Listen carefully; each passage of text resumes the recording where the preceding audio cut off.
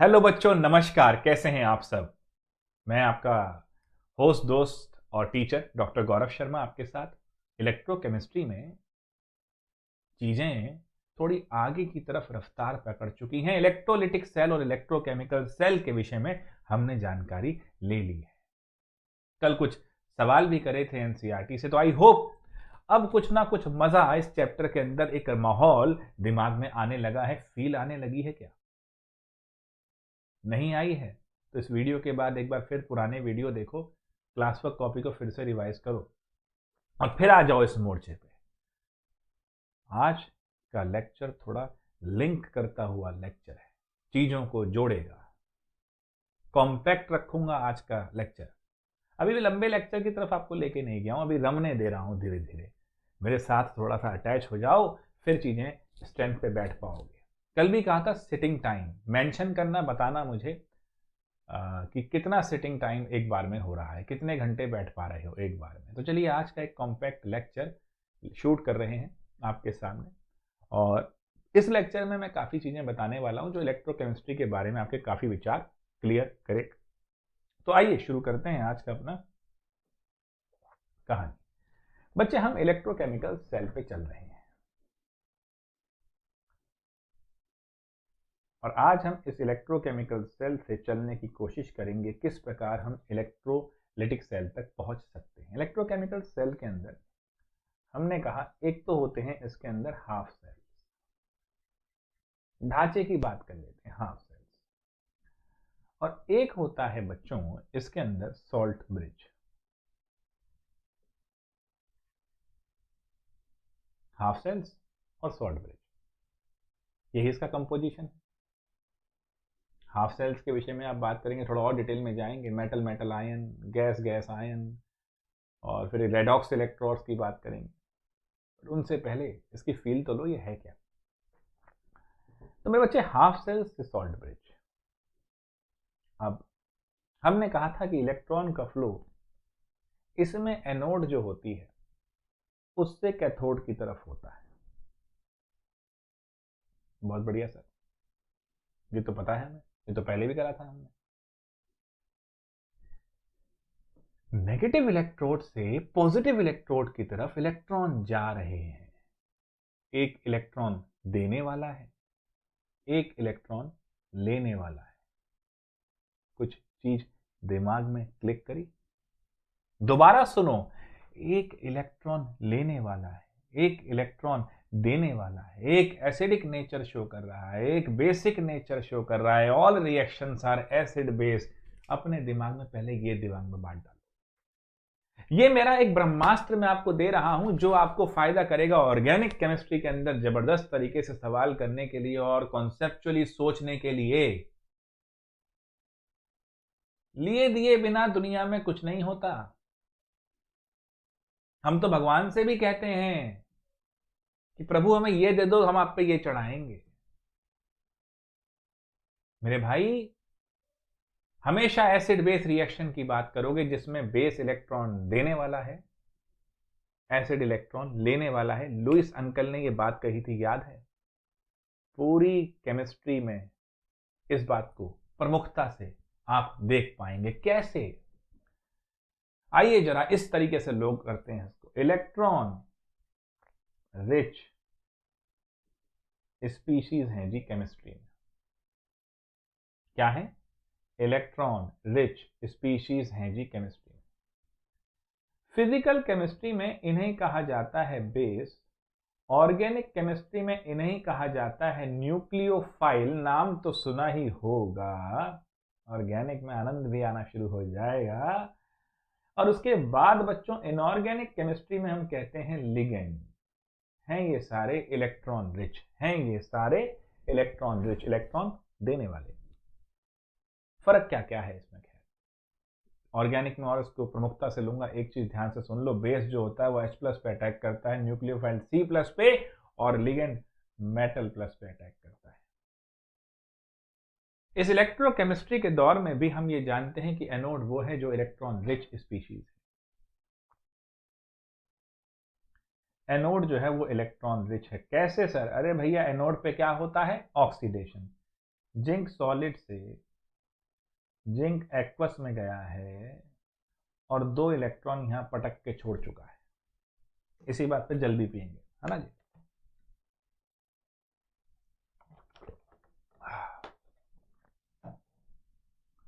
तो अब मेरे बच्चों कहानी क्या है, इस पे हो रहा है इलेक्ट्रॉन लॉस, इस पे हो रहा है loss of electron is oxidation. अब एक चीज समझना भाई, loss of electron is oxidation, यहां हमने ये बात कर ली है। गेन ऑफ इलेक्ट्रॉन रिडक्शन होता है। एनोड से कैथोड की तरफ इलेक्ट्रॉन का मूवमेंट है, एनोड से कैथोड की तरफ इलेक्ट्रॉन का मूवमेंट है। Zn ने इलेक्ट्रॉन छोड़े हैं, वाह जी वाह। अब इन इलेक्ट्रॉन को उसने एक्सटर्नल सर्किट में पुश किया है, आनंद तो ये है। और अगर हम ध्यान से देखें, क्योंकि ये इलेक्ट्रॉन रिच है, तभी तो इसको आपने क्या बोला था, नेगेटिव इलेक्ट्रोड। पहले ही बता चुका हूं, भूलना नहीं इसको। इलेक्ट्रोकेमिकल सेल में इसको आप नेगेटिव इलेक्ट्रोड कह रहे हैं, बिकॉज यहां से इलेक्ट्रॉन निकल रहे हैं और यहां से कैथोड की तरफ जा रहे हैं। बहुत ही आनंददायक स्थिति। कैथोड को क्या चाहिए, रिडक्शन होना है।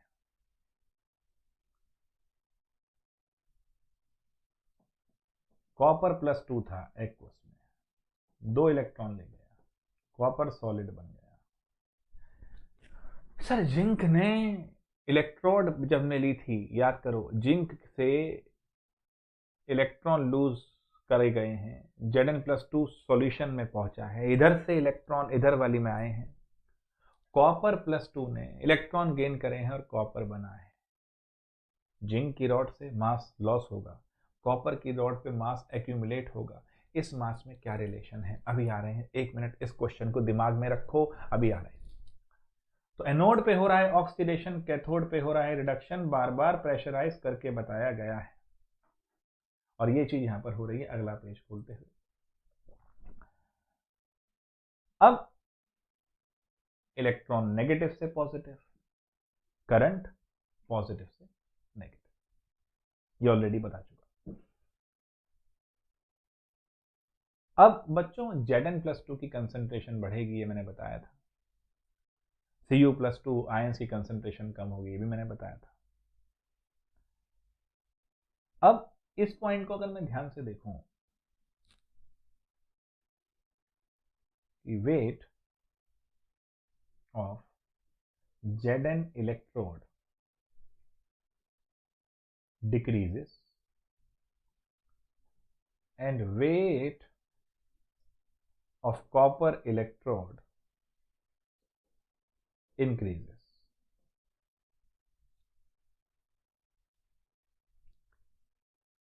क्या ऐसा है कि जितना मास जिंक का कम हुआ उतना ही मास कॉपर का बढ़ा?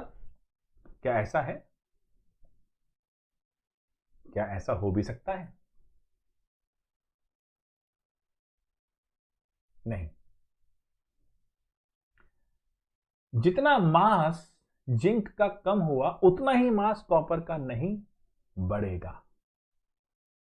हाँ, इक्विवेलेंट मास यहां पर आएगी सिमिलैरिटी। लिखो भैया कि वेट ऑफ जिंक जो डिक्रीज हो रहा है, that is not equal to weight of copper increased.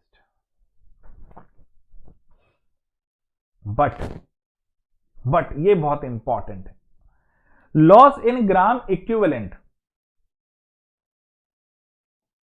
Loss in gram equivalent of zinc is equal to gain of gram equivalent of copper। Sir 1 minute, ये तो हमने कहीं सुना है। हाँ जी, फैराडे का सेकंड लॉ, वो भी इक्विवेलेंट की बात कर रहा था। इलेक्ट्रोकेमिकल सेल, ये भी इक्विवेलेंट की बात कर रहा है। उसने भी मास और चार्ज में इंटर रिलेशन दिया था, ये भी मास और चार्ज में इंटर रिलेशन दे रहा है। यानी कि इलेक्ट्रोकेमिकल सेल और इलेक्ट्रोलाइटिक सेल एक जगह पर आकर सिमिलैरिटी शो कर रहे हैं। और कोर क्या है? कोर सीधा सीधा है,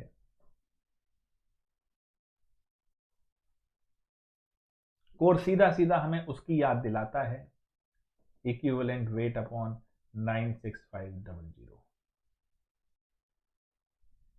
charge on 1 mole of electron equivalent करेगा आपके इक्विवेलेंट मास को। इसीलिए जिंक का जो ग्राम इक्विवेलेंट में लॉस है उतना ही गेन है कॉपर का ग्राम इक्विवेलेंट में, और इसीलिए मेरे बच्चों रेडॉक्स में चार्ज को बैलेंस किया जाता था। ये ठीक वही है जहां पर आप लिमिटिंग रिएजेंट की बात करते थे मास निकालते हुए कि इतने ग्राम के लिए इतने ग्राम, मेरे भाई इतने इक्विवेलेंट के लिए इतने इक्विवेलेंट, क्योंकि यहां पर चार्ज की बात हो रही है। उसी मास के लॉस से, उसी एनर्जी से आप बेसिकली में करंट बना रहे हैं। ये आप ध्यान रखिए, क्योंकि है तो ये स्पॉन्टेनियस रिएक्शन ही। अभी तक क्या दिमाग में आया? देखो थोड़ी सी चीज अब लेवल कनेक्शन की तरफ जा रहा है, ध्यान से समझना। मैं फिर से एक बार इसको यहां पर रिवाइज कराता हूं। एक इलेक्ट्रोकेमिकल सेल जो होता है मेरे बच्चे, वो बेसिकली होता क्या है, जिसमें दो हाफ सेल्स होती हैं। क्या होती हैं जिसमें? दो हाफ सेल्स, और एक होता है सॉल्ट ब्रिज। इन्हीं के सारे एक रिएक्शंस की वजह से एक एनर्जी निकलती है, और वही एनर्जी हमारी इलेक्ट्रिकल एनर्जी में कन्वर्ट होती है। और वो एनर्जी कहाँ से आएगी अभी आपको बताने वाला हूं, जरा थोड़ा सा सब्र करिए। यहां पर देखिए क्या चीज हो रही है। मैंने आपसे बोला अगर यहां सोचो तो इस नेगेटिव से पॉजिटिव की तरफ इलेक्ट्रॉन जाएंगे। एनोड क्योंकि वहां पर इलेक्ट्रॉन डेंसिटी ज्यादा है, तो वो अगर देखा जाए तो एक नेगेटिव इलेक्ट्रोड है मेरे भाई। अगर वो इलेक्ट्रॉन रिच है तो क्या वो एक बेस की तरह नहीं हो गई? इसकी शक्ल, उसकी कॉन्सेप्चुअली देखो तो एक बेस नहीं हो गया। और वो दूसरे वाले इलेक्ट्रोड की तरफ इलेक्ट्रॉन भेज रहा है, तो क्या वो एसिड नहीं हो गया? तो एक्चुअली में सारी जो रिएक्शंस हैं वो एसिड बेस रिएक्शन ही तो है।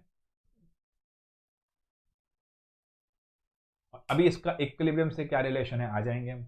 तो वो कंडक्टोमेट्रिक टाइट्रेशंस की बात होगी, रेडॉक्स टाइट्रेशन की बात होगी, तो उसमें कॉन्सेप्ट तो यही लगेगा ना, परेशानी वाली बात नहीं है। अब जरा ध्यान से समझ में आई बात मेरी। तो मैंने आपको बेस, न्यूक्लियोफाइल और लिगेंड बताया।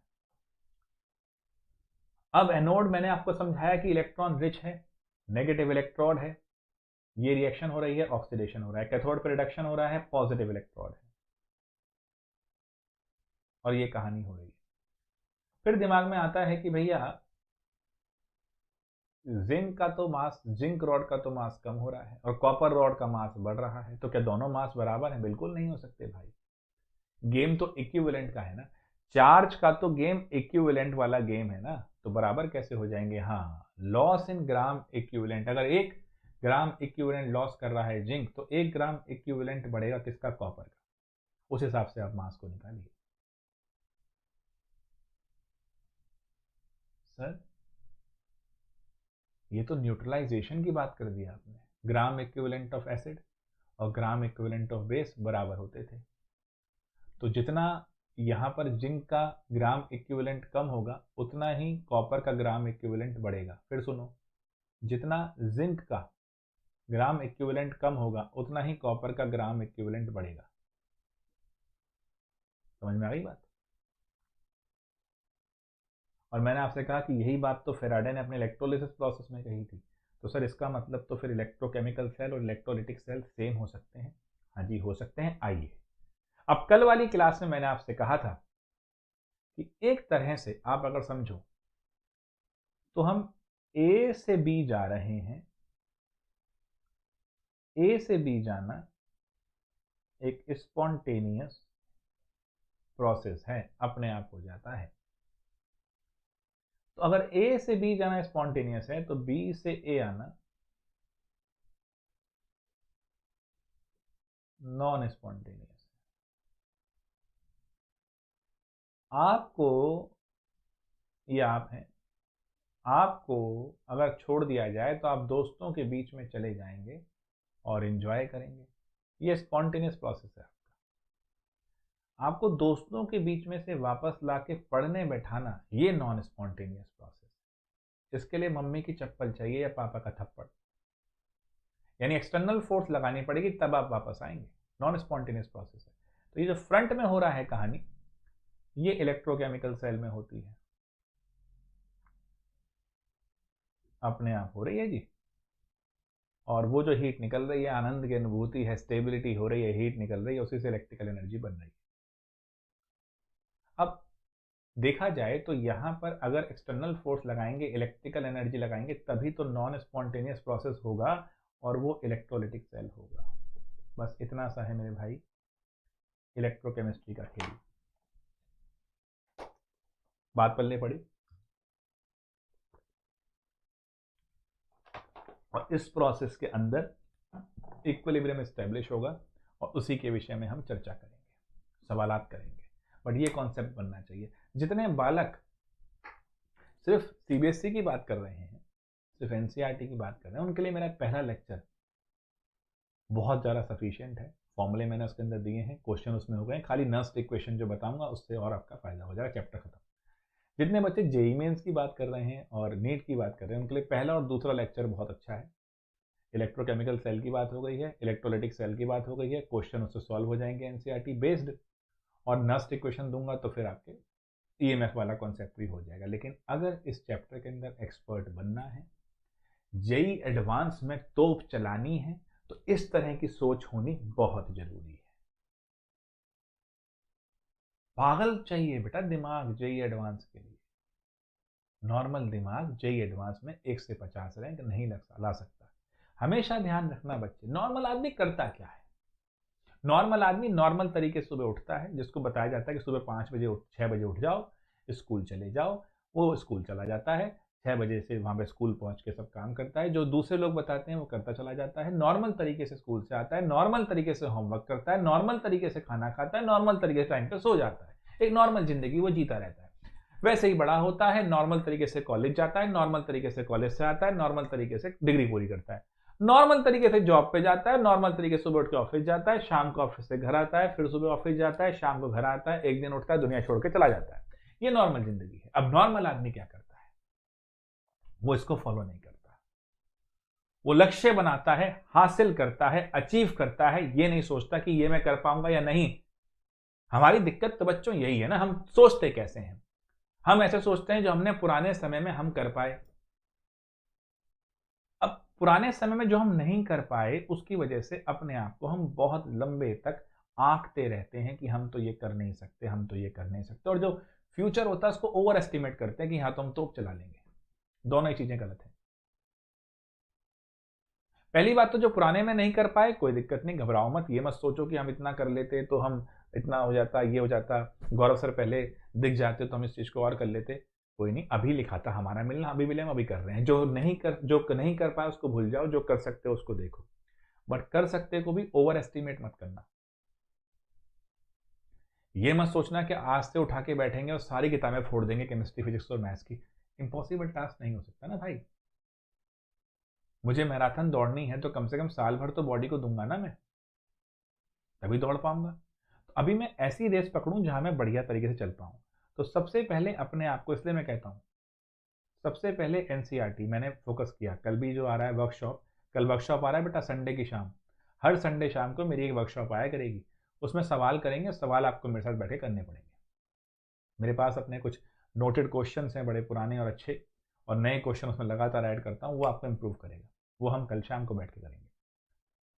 तो एनसीईआरटी भी मैं ऑलरेडी कर चुका हूँ, इलेक्ट्रो की सॉल्यूशन की कल मैं डिस्कस करने वाला ही हूँ। तो ये चीज़ ध्यान रखना। तो बच्चे पहले इनको एनसीईआरटी पर ही पूरी करो, फिर ये जो मैं बता रहा हूँ वो पूरी करो। हाय तो नहीं मचाओ, आराम से चलते जाओ। देखो कैसे लिंक हो रहा है इलेक्ट्रोकेमिस्ट्री, कितने आसानी से आपको समझ में आया कि भाई इलेक्ट्रोकेमिकल सेल तो फॉरवर्ड स्पॉन्टेनियस प्रोसेस है और इलेक्ट्रोलिटिक उसी का बैकवर्ड प्रोसेस है, बाहर से फोर्स देनी पड़ेगी। आइए जरा देखते हैं कैसे इस चीज़ को समझ सकते हैं कि भैया ऐसा होता है कि जो इलेक्ट्रोकेमिकल सेल है, जिसको आप डेनियल सेल भी कह देते हो, तो वहां पर नियर अबाउट डेनियल सेल की अगर पर्टिकुलर बात करूं तो इसके अंदर 1.1 की वोल्ट होती है। अब मैंने इसी डिवाइस पे external current, external circuit add कर दिया। तो डेनियल सेल पे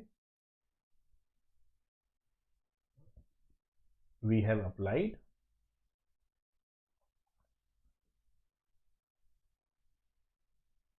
an external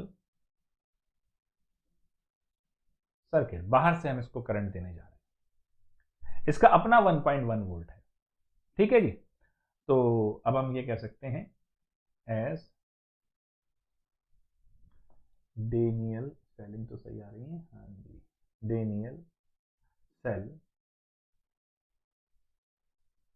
कन्वर्ट, राइटिंग सही आ रही है इसमें बच्चों, देख तो रहा हूँ मैं दूसरे स्क्रीन पे भी, कन्वर्ट्स केमिकल एनर्जी,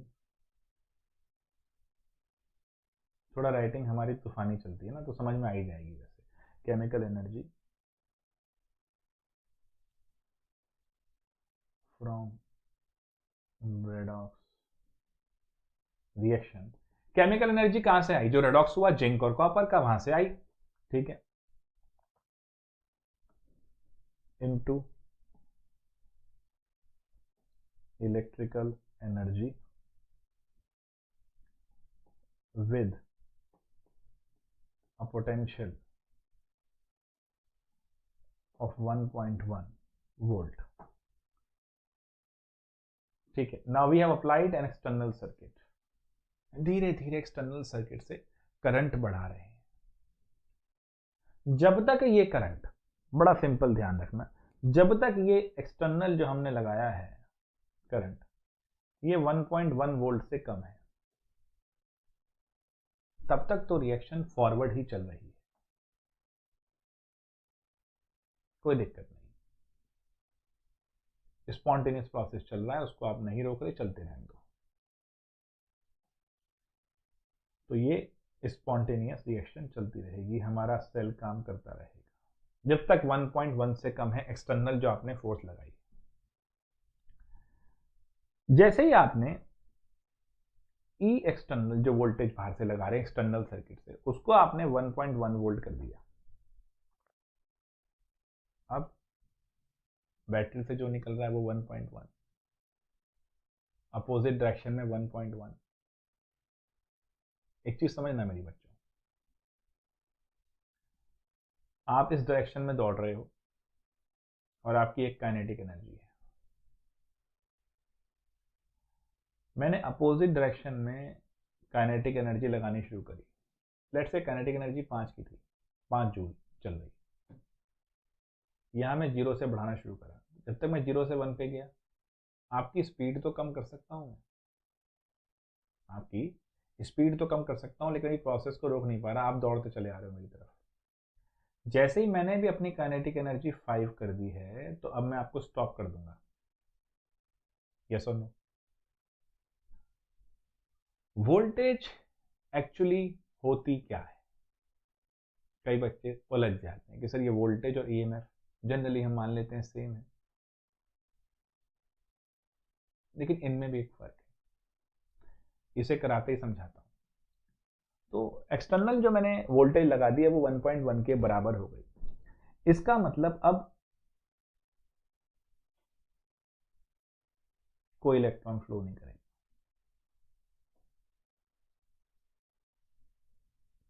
इसका मतलब अब कोई करंट नहीं है,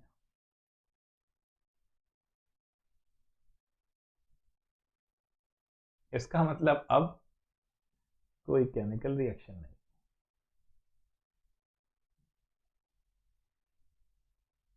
दोबारा समझते हैं इसको, हमने शुरुआत करी electrochemical cell, 2 half cell, salt bridge, कोई दिक्कत नहीं। फिर मैंने आपसे कहा जरा सोचना शुरू करो, एनोड से कैथोड की तरफ जा रहा है, एनोड इलेक्ट्रॉन रिच है, इलेक्ट्रॉन रिच जो होता है वो बेसिक नेचर का हो सकता है, तो ये बेसिक नेचर हो सकता है, और अगर ये बेसिक नेचर है तो इसने इलेक्ट्रॉन उसकी तरफ फेंके हैं, किसकी तरफ बेटा, एसिड की तरफ, तो कैथोड क्या हो सकती है, एक तरह से एसिड मान लो, कॉन्सेप्ट बनाओ इस चीज़ को, हमेशा एसिड बेस रिएक्शंस होंगी, हमें सोचना एसिड बेस के कॉन्सेप्ट नहीं है। फिर मैंने आपको बताया कि इलेक्ट्रॉन रिच स्पीशीज को हम क्या क्या कहते हैं फिजिकल केमिस्ट्री में, ऑर्गेनिक केमिस्ट्री में और इनऑर्गेनिक केमिस्ट्री में। इसके बाद हमने कहा कि भैया एनोड इलेक्ट्रॉन रिच था, नेगेटिव इलेक्ट्रोड था, ऑक्सीडेशन हो रहा था, कैथोड पे रिडक्शन हो रहा था, वो पॉजिटिव हो गया था। फिर आपको दिमाग में आता है कि सर जिंक जो इलेक्ट्रोड है उससे Zn+2 बन के सॉल्यूशन में जा रहा है, तो वो तो एनोड तो पतली होती जा रही है, उसका मास कम होता जा रहा है, और इधर कैथोड पे Cu+2 सॉल्यूशन में से रॉड पे चढ़ता जा रहा है इलेक्ट्रॉन गेन करके। रिडक्शन हो रहा है ना भैया, तो इलेक्ट्रॉन गेन करके रॉड पे तो चढ़ेगा ही, इसमें क्या परेशानी है। अब देखें मजा, जिंक की इलेक्ट्रोड से मास लॉस हो रहा है और कॉपर की इलेक्ट्रोड पे मास बढ़ रहा है, यानी एक का मास कम हो रहा है, एक का मास बढ़ रहा है। तो क्या इन दोनों का मास में कोई रिलेशन है? क्या ये दोनों सेम है कि जितना मास लॉस होगा उतना ही मास डिपॉजिट होगा? ऐसा नहीं होता। मास डिपोजिशन और मास लॉस बराबर नहीं है। हाँ, इक्विवेलेंट जो लॉस हुआ, इक्विवेलेंट जो गेन हुआ, वो बराबर है। पहली पॉइंट ये समझना।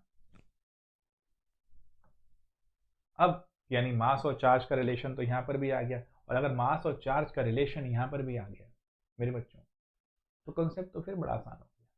ये तो फैराडे अंकल भी कह के गए।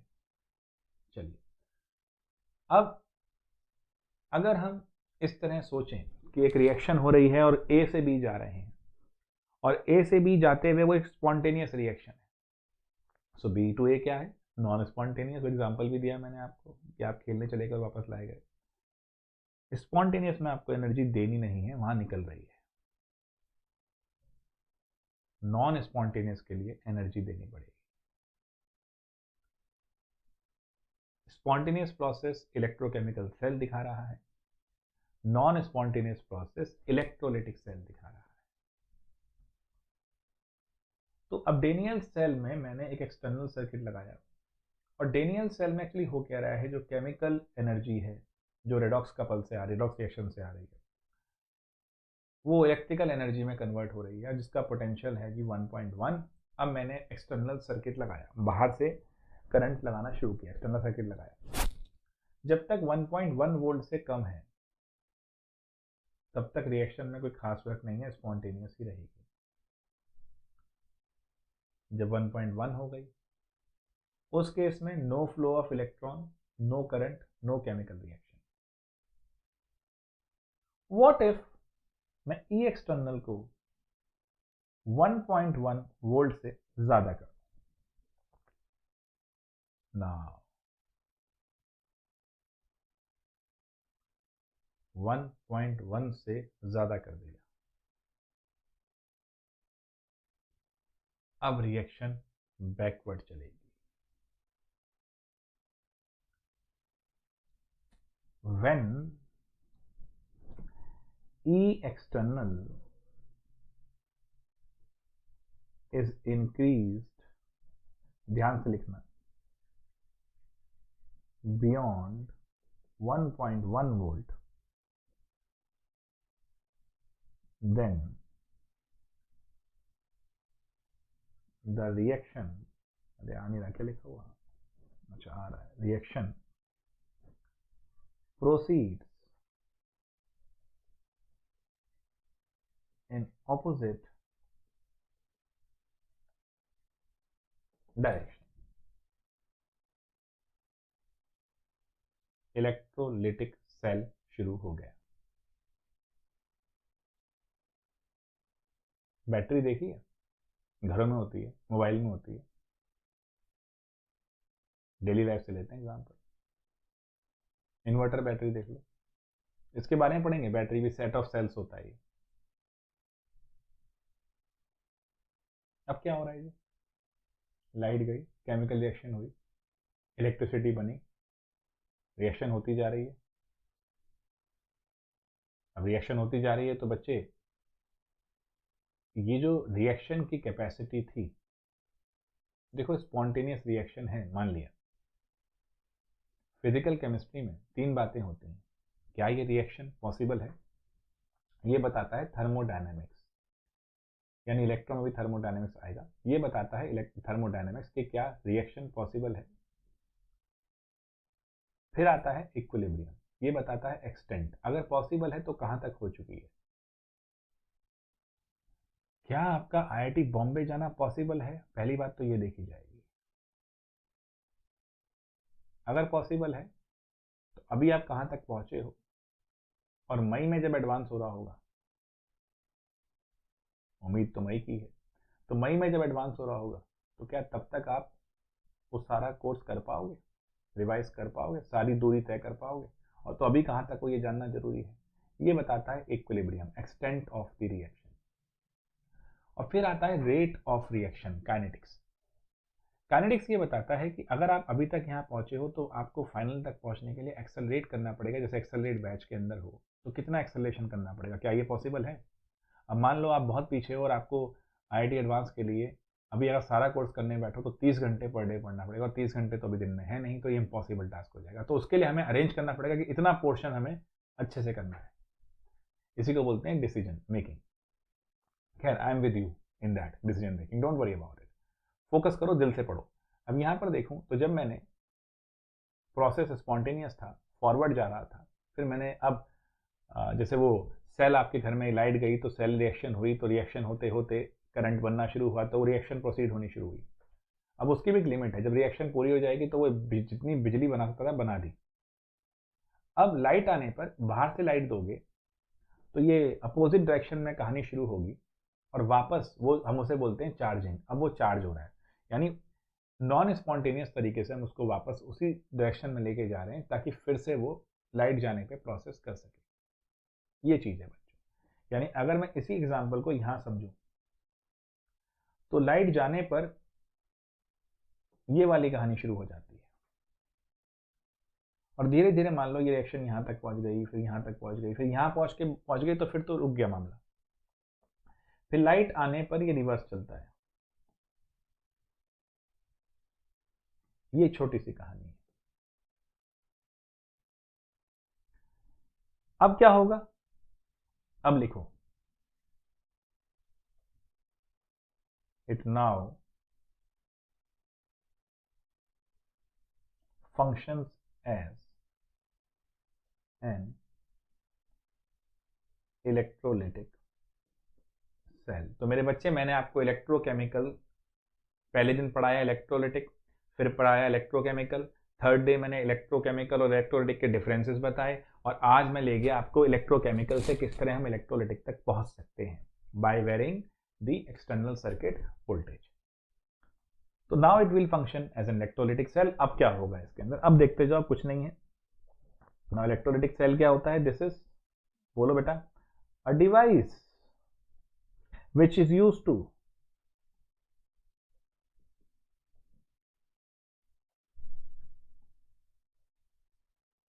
carry out non-spontaneous cell reaction, non-spontaneous cell reaction। और अब क्या होगा, electron will move from copper to zinc and current will flow from zinc to copper। उल्टा हो जाएगा डायरेक्शन, क्योंकि वो तो होनी ही थी भैया, आपने इस प्रोसेस में ले आए हो तो उल्टा उल्टा होना ही है। कोई दिक्कत तो नहीं बच्चों? अब यहां पर हमने वोल्टेज की बात करी है कि वोल्टेज हम लगा रहे हैं।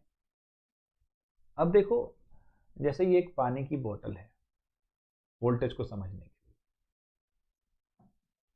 और एक दूसरी पानी की बोतल ले ली मैंने, ये एक बर्तन ले लिया, एक दूसरा ले लिया पानी का, ये बहुत पुराने ज़माने से हम एग्जाम्पल लेते आ रहे हैं, और इन्हें हमने कनेक्ट कर दिया। यहाँ पर पानी का लेवल ज़्यादा है और यहाँ पर पानी का लेवल कम है। अब क्या होगा जी? सर होना क्या है, ज़्यादा वाले से कम वाले की तरफ पानी फ्लो करेगा। सही है। अब ज़्यादा वाले से कम वाले की तरफ फ्लो करेगा तो थोड़े टाइम बाद, ये तो टाइम इज इक्वल टू 0 पे सिचुएशन थी, थोड़े टाइम बाद पाइप लगा हुआ है और दोनों का वाटर लेवल सेम हो गया। तो फिर तो प्रोसेस रुक जाएगा। अगर देखा जाए तो बच्चों इन दोनों के वाटर लेवल का जो डिफरेंस था उसी ने बाध्य किया पानी को यहां से यहां आने के लिए।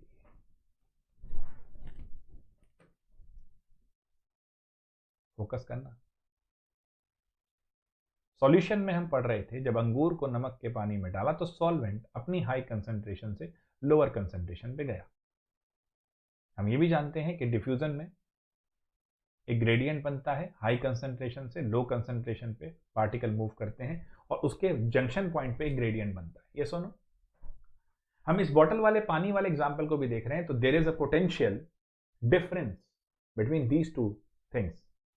पानी ज्यादा है, पानी कम है, एक पोटेंशियल डिफरेंस है, यानी एक डिफरेंस है किसी चीज का जो बाध्य करेगा इसको यहां से यहां लाने में। वाटर लेवल का डिफरेंस है जो इनको बाध्य कर रहा है यहां से यहां लाने में। बेटा यही पोटेंशियल डिफरेंस है।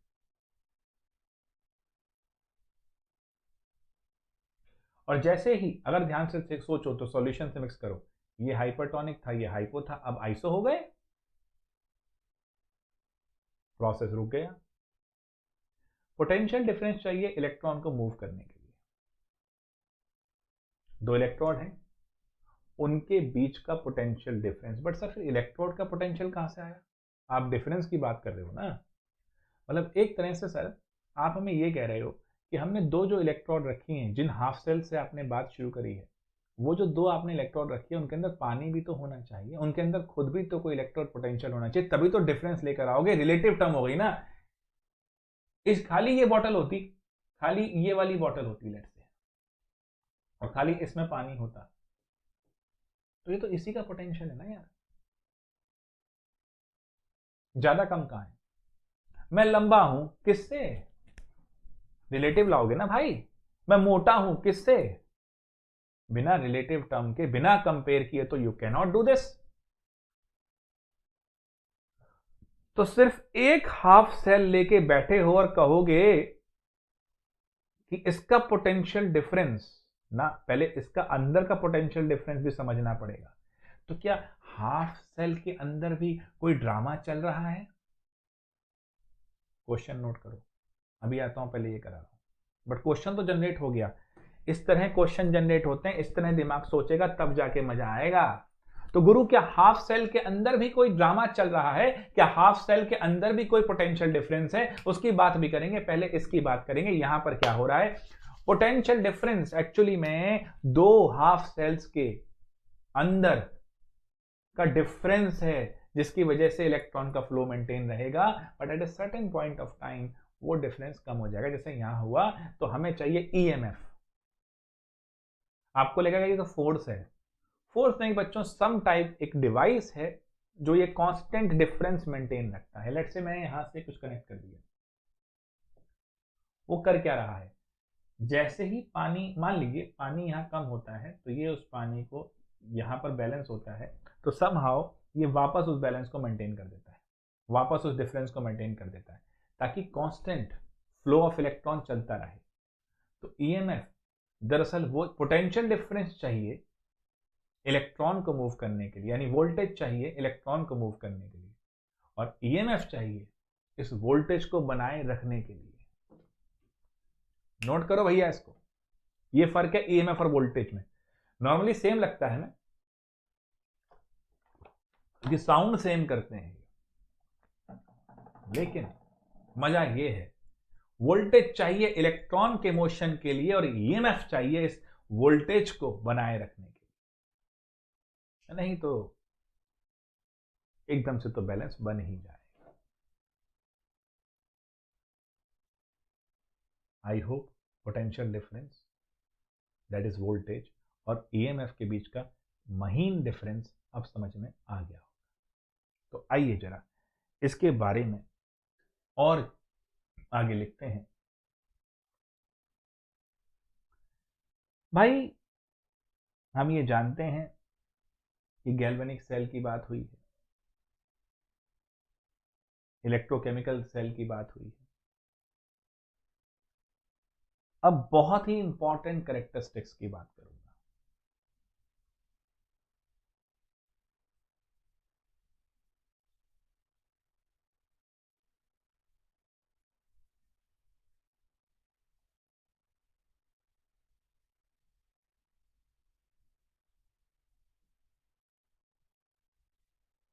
कैपिटल जी बना लो, पहले भी कई लोग कह चुके हैं।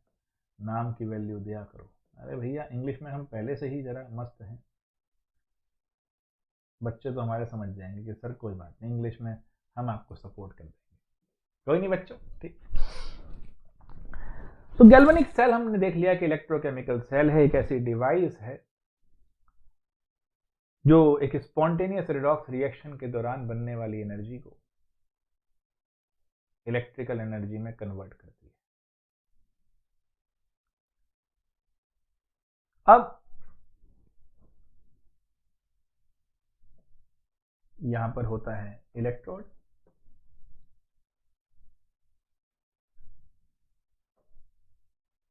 और यहां पर होता है इलेक्ट्रोलाइट। अभी जब हाफ सेल्स के विषय में और ज्ञान प्राप्त करेंगे तो आपको मालूम पड़ेगा कि जरूरी नहीं कि मेटल रॉड हो, गैस वाली भी टिक जाएगी, आनंद आएगा। दो सेपरेट सिस्टम होने चाहिए इसके अंदर। सर दो सेपरेट सिस्टम? यस बच्चे। One is known as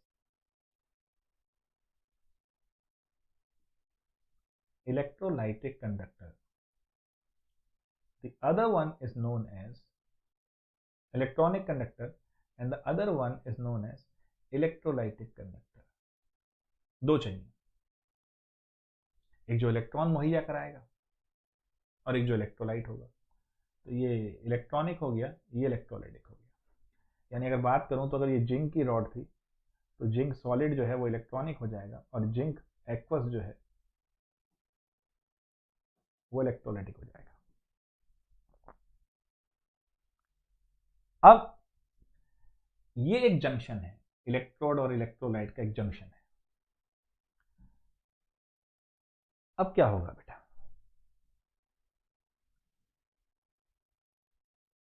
electrolyte से मेटल आयन कोशिश करेंगे कि वो इलेक्ट्रोड पे जाके जम जाएं।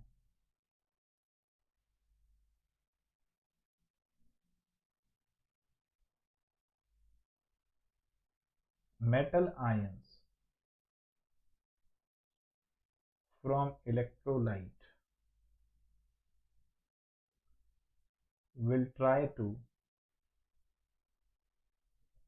deposit on metal electrode।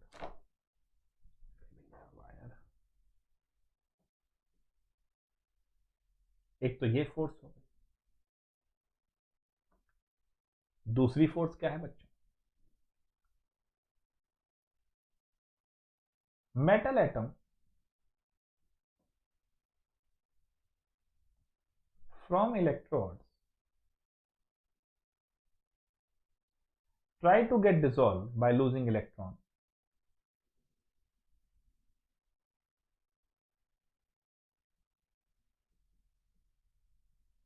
into electrolyte by losing electron। Light पड़ती है ना आइस पे बहुत होता है।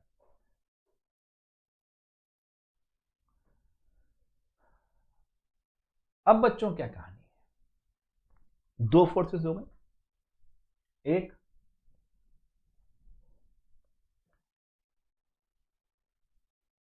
इलेक्ट्रोलाइट से, एक्चुअली मैं पीछे सरफेस भी ब्लैक करना चाहता हूं क्योंकि नीचे से भी लाइट ऊपर से भी लाइट, बट बच्चों ने कहा कि सर ब्लैक नहीं, तो देखना भैया रिक्वेस्ट है हल्की सी, अगर ये ब्लैक में मान जाओ तो आंखों पे इतना जोर नहीं आएगा, हम पहले ही जरा जबरदस्त हैं, आंखों से गिद्ध दृष्टि है हमारे पास। तो इलेक्ट्रोलाइट से मेटल आयंस की एक फोर्स है, वो इक्विलिब्रियम में है इलेक्ट्रॉनिक एटम्स के साथ। अब बच्चों इस इक्विलिब्रियम की वजह से एक इलेक्ट्रोड पोटेंशियल डेवलप होता है एट द जंक्शन। बात समझ में आ रही है?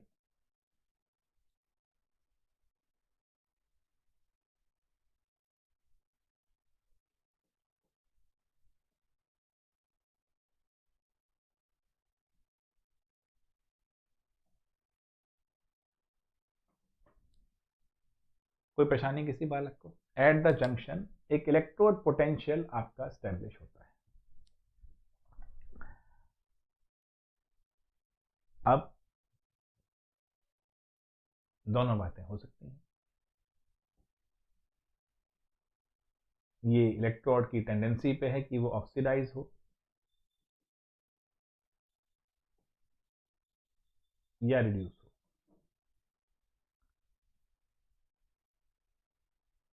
अब बच्चों एक चीज समझना, जब भी एक पोटेंशियल डिफरेंस दो इलेक्ट्रोड्स के बीच में बनेगा, क्योंकि यहां मैंने आपसे बोला कि या तो ये ऑक्सीडाइज हो जाएगी या ये रिड्यूस हो जाएगी। अगर ऑक्सीडाइज हो जाएगी तो उसे कहा जाएगा ऑक्सीडेशन पोटेंशियल,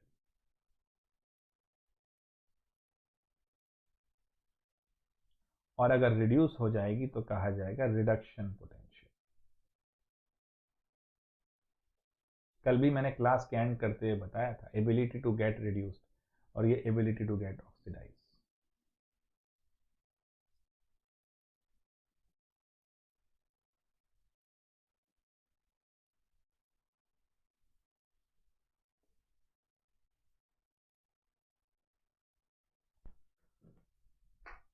अगर मेरी रिड्यूस होने की क्षमता ज्यादा है तो मैं आपसे इलेक्ट्रॉन लूंगा, तो आप ऑक्सीडाइज हो जाएंगे। तो better the reduction potential, better the oxidising agent. और अगर मेरी ऑक्सीडाइज होने की टेंडेंसी ज्यादा है तो मैं इलेक्ट्रॉन लूज करूंगा, आपको दूंगा, तो मैं आपको रिड्यूस करूंगा, तो better the oxidation potential, better will be the reducing agent. इन दोनों बातों को इस तरीके से समझना है। अब बच्चों एक मुद्दा आपकी तरफ छोड़ के जा रहे हैं। याद है लैटिस एनर्जी क्या होती थी? क्योंकि इसी से मैं अगली क्लास के अंदर माहौल बनाऊंगा। याद है लैटिस एनर्जी क्या होती थी? when 1 mole of cation and 1 mole of anion join together, it will form a lattice. The energy released is known as lattice energy. अगर मैं मोलर कंसंट्रेशन पूरे सिस्टम की 1 कर दूं कैथोड से एनोड की, तो बेटा मेरे लिए एनोड तो नेगेटिव चार्ज है, कैथोड पॉजिटिव चार्ज है, दोनों का 1 1 मोल ले लिया मैंने। इलेक्ट्रॉन ट्रांसफर हो रहे हैं तो इन दोनों के बीच में एक इंटरेक्शन हो रहा है, तो एनर्जी रिलीज हो रही है। क्या सिमिलरिटी है भाई? और वो जो एनर्जी रिलीज हो रही है उसी को तो आपने बोला, क्या बोला? कि वो जो एनर्जी रिलीज हो रही है मेरे बच्चे, वही एनर्जी तो करंट बना रही है। एक बार शॉर्ट में सारी बात समझना आज के लेक्चर की।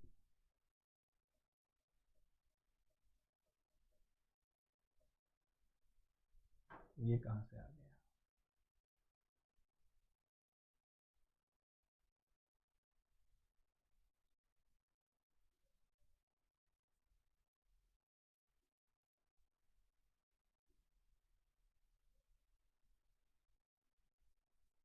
ये 2 डिलीट करने पड़ेंगे, खाली हो।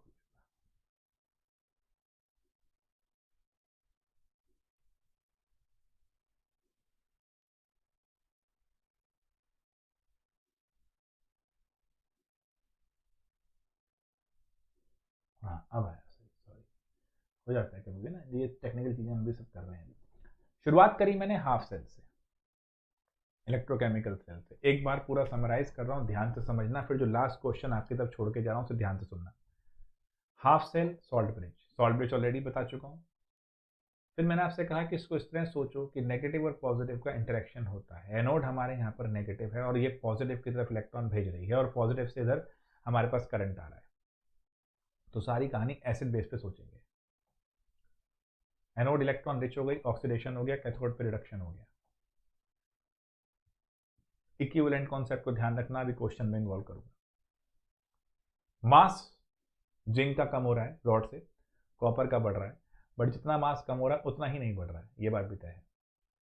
तो loss in gram equivalent of zinc will be equal to gain of gram equivalent of copper.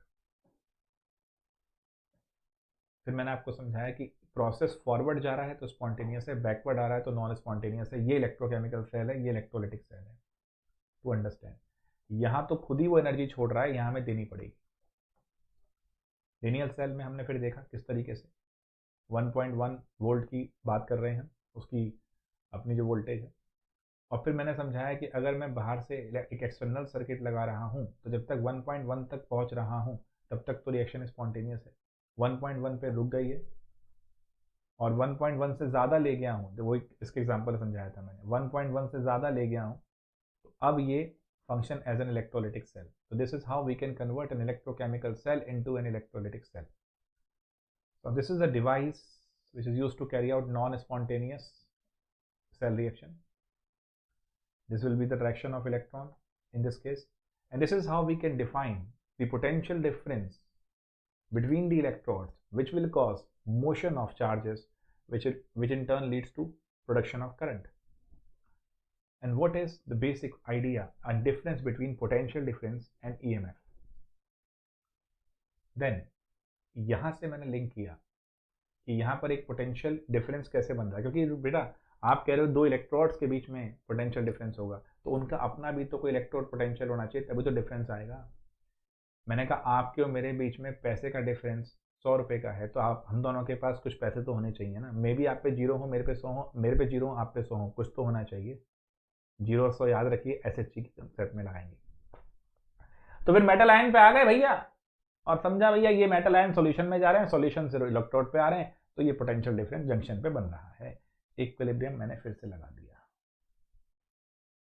अभी इसकी मर्जी है कि ऑक्सीडाइज होगा कि रिड्यूस होगा, that will depend on the concept of this.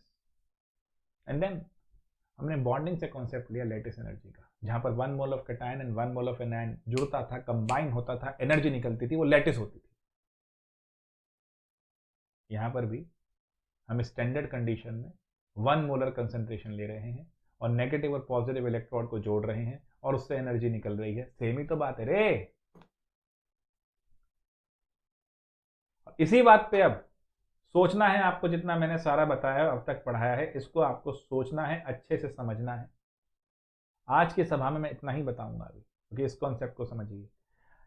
इसमें आज के लेवल तक एक्सपर्ट बनिए, कल सॉल्यूशन के सवाल करेंगे और उसमें एक मुद्दा है मेरा कि उन सवालों के अंदर भी मैं आपको, क्योंकि मैंने बीच में एक जिक्र किया है आइसोटोनिक हाइपरटोनिक का भी आज, तो इन सवालों के माध्यम से भी हम उसके अंदर घुसते चले जाएंगे और आई होप अगले हफ्ते तक जब आप इलेक्ट्रॉन निपटाएंगे तो आप बहुत बड़े ज्ञानी होंगे इसके।